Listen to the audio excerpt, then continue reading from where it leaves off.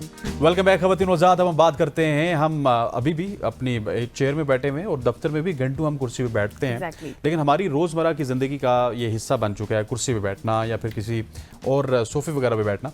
मगर क्या आप जानते हैं कि आपके जो बैठने का अंदाज़ है, आपका जो पोस्चर है, वो आपकी सेहत पर बराह रास्त असर डाल सकता है।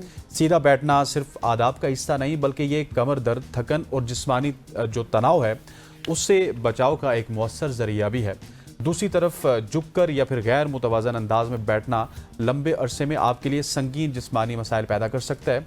आइए जानते हैं कि दुरुस्त और गलत पोस्चर क्या है और आप दफ्तर या रोज़मर्रा ज़िंदगी में बैठने के अंदाज को कैसे बदल सकते हैं या फिर बेहतर कर सकते हैं। एग्जैक्टली और इसी के लिए हमें ज्वाइन कर चुके हैं मोइज़ अंजुम साहब। आप फिजियोथेरेपिस्ट हैं। Thank you so much for your time. सबसे पहले तो जिस तरह हसनैन बात कर रहे थे अभी पोस्टर के हवाले से, तो ये किसी भी पर्सन की उसकी पर्सनैलिटी, उसकी हेल्थ या फिर उसको डिफाइन करता है, उसकी हेल्थ को भी डिफाइन करता है। तो हम क्यों अक्सर इस चीज़ को इग्नोर कर देते हैं? क्या करेक्ट वेज हैं? Thank you very much for inviting me today. बिल्कुल, आज का जो आपका टॉपिक है पोस्चर का, दैट्स रियली गुड। और इसमें मैं आपको बताता चलूं कि जो पोस्चर है वो बहुत ज़रूरी है आपके लिए। मतलब अगर आपने सीधा बैठना है, कैसे बैठना है, किस तरह चलना है, आपके गुड पोस्चर और बैड पोस्चर्स को डिफरेंशिएशन के अंदर लाने के लिए जो पहली चीज है कि आपको ये पता होना चाहिए कि आपका पोस्चर सीधा है भी या वो नहीं है। और आजकल का सबसे पहला क्वेश्चन ये है कि किसी को यही नहीं पता होता कि उसका पोस्चर सीधा सीधा है या नहीं है। और इसके लिए बड़ी एक सिंपल सी एक ट्रिक होती है। आपने एक बड़ा सिंपल सा तरीका होता है अपना पोस्चर को देखने के लिए कि आप अपने सामने शीशे को रखें, साइड व्यू से आप अपने आप को शीशे में देखें और उसमें आप फिर ये देखें कि क्या आपके कान, आपके कंधे और आपके कूल्हे और आपके टखने, ये एक लाइन में इसको नेचुरली अलाइन होना चाहिए। अगर तो ये अलाइन नहीं है तो इसका मतलब है कि आपका पोस्चर ठीक नहीं है, और अगर ये अलाइंड है तो इसका मतलब है कि आपका पोस्चर बिल्कुल जो है वो ठीक ठीक चल रहा है, ठीक हो गया। और ये तो पहली चीज है आपका जी, पोस्चर को पता करने के लिए कि आपने पोस्चर को देखना कैसे है। दूसरा, आपने मुझसे क्या सवाल पूछा? दूसरा पूछने वाले हैं। अच्छा, दूसरा मैं ये पूछ रहा था कि आप ये बताइएगा कि जो हम पोस्चर आज, लेट सपोज हमारी अभी जवानी की उम्र चल रही है, सो इस उम्र में जो हम पोस्चर इख्तियार करते हैं, मतलब किसी ने किस अंदाज में बैठना है, किसी ने किस अंदाज में बैठना है, सो ये आज से 15-20 साल बाद किस तरह से आपको इफेक्ट कर सकता है? बिल्कुल। फिलहाल जो अगर आप बात करें तो 15-20 साल में नहीं, ये तो आपको इनिशियली से ही अफेक्ट करना शुरू कर जाता है। गलत पोस्चर्स के बैठने से जो है आपका जो मेजर जो मसले हैं वो आपकी गर्दन का दर्द, कमर का दर्द, इवन आपकी जो डाइजेशन है, आपका जो आपके ब्रीदिंग इश्यूज हैं, वो सारे पोस्चर से रिलेटेड हैं। लेकिन जो सबसे संगीन मसला जो हमें जो पोस्चर्स में नजर आता है उसको हम अपने टर्मिनोलॉजी में कहते हैं स्कोलियोटिक स्पाइन, जो कि जिसकी कॉज फिलहाल कोई पता नहीं है। लेकिन अक्सर लोगों का होता ही है कि जब भी आप एक प्रोलॉन्ग टाइम के लिए एक साइड पे बैठते हैं तो आपकी कमर के अंदर जो नेचुरल अलाइनमेंट है वो टेढ़ी होती जाती है, आइदर ऑन लेफ्ट साइड या किसी राइट साइड के ऊपर। And with the passage of time जब वो इतनी ज्यादा साइड पर हो जाती है तो इसको हम कहते हैं मैकेनिकल स्कोलियोसिस, जिससे इन लेटर स्टेजेस इसकी रिहेबिलिटेशन बहुत मुश्किल हो जाती है, बल्कि ऑलमोस्ट ना होने के बराबर ही होती है। इसकी फिर हमें सर्जरी की तरफ जाना पड़ता है, जिसमें आपकी इसके अंदर सबसे ज्यादा इश्यूज जो हैं वो आपके ब्रीदिंग इश्यूज होते हैं, आपके हार्ट पे प्रेशर तेज हो जाता है और आपका पोस्चर जो है वो टोटली अनइवन हो जाता है। एक टांग छोटी हो जाती है और एक टांग बड़ी हो जाती है। जी। अच्छा मोइज़, मैं भी यही कह रही थी कि we often don't know the best and correct way to sit, stand, move with good posture. और ये जो अक्सर बात की जाती है कि ये जो इसकी नुकसानात हैं या फिर जो बीमारियां हैं ये सिर्फ ओल्डर पीपल्स तक ही लिमिटेड हैं, ऐसा फिर मुमकिन नहीं है, नौजवानों को भी इसके मसाइल हो सकते हैं?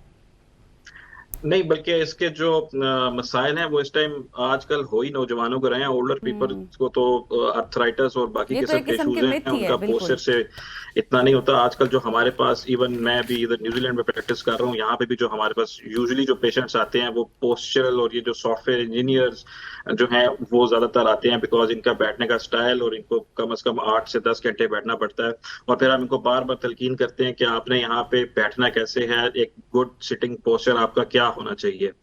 उसके अंदर जो है बेसिकली अगर आप अपना पोस्चर सीधा रखेंगे तो ही जो है आप फर्दर प्रोसीड कर सकते हैं। कहते हैं तो मैं आपको भी गुड सिटिंग पोस्चर भी बता देता हूँ।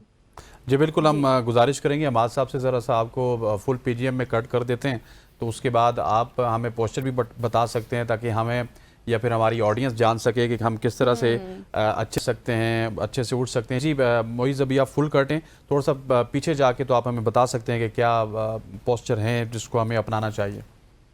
देखिए, जब भी आपने आपको जी आप थोड़ा सा और हाँ यहाँ पे बिल्कुल ऐसे ही ठीक है।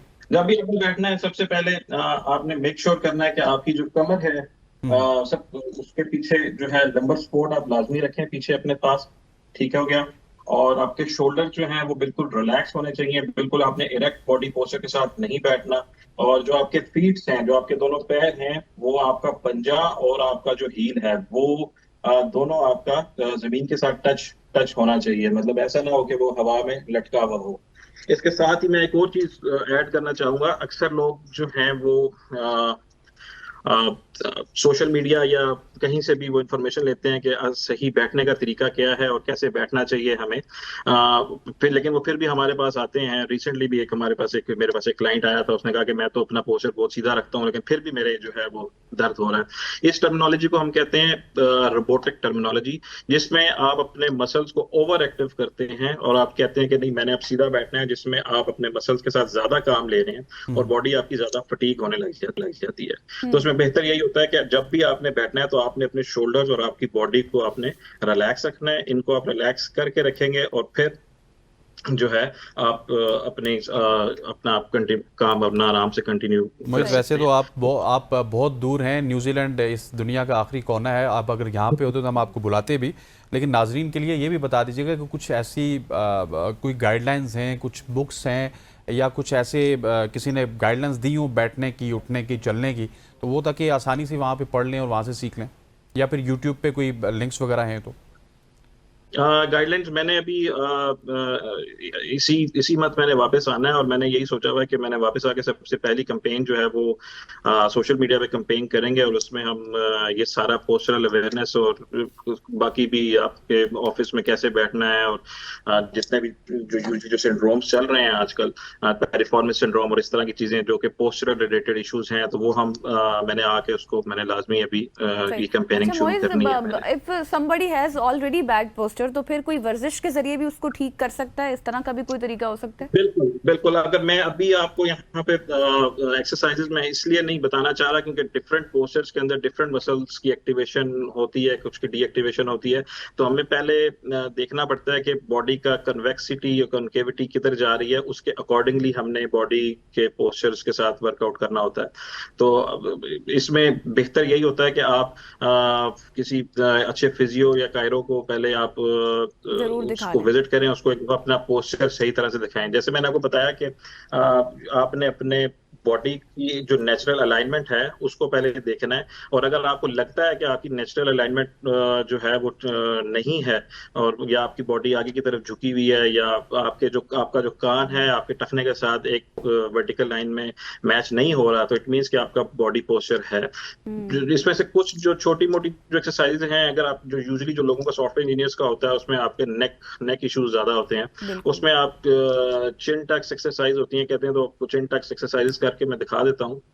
अच्छा मोइज़, मुझे सिर्फ एक कॉन्सेप्ट और भी क्लियर कीजिएगा, फिर हम इस तरफ जाते हैं कि बहुत सारे लोग हैं जिनका बचपन से पोस्चर खराब होता है। मतलब मैं बहुत सारे लोगों को देखता हूं जिनका कोई लेफ्ट या राइट कंधा डाउन होता है, मतलब वो खुद डाउन कर देते हैं और अपनी गर्दन को हल्का सा मोड़ देते हैं। अब उनको ये पता ही नहीं चलता और वो जवानी में भी उसी तरह रहते हैं, फिर बुढ़ापे में भी उसी तरह रहते हैं, हालांकि वो नॉर्मल नहीं होते। उनका एक गर्दन थोड़ी सी नीचे होती है, कंधा थोड़ा सा नीचे होता है, उनको अंदाजा नहीं होता। सो इसको तो वो मेरा ख्याल खुद मैनुअली भी दुरुस्त कर सकते हैं, अपने कंधे को थोड़ा सा ऊपर स्ट्रेच करके, अपनी गर्दन को सीधा करके।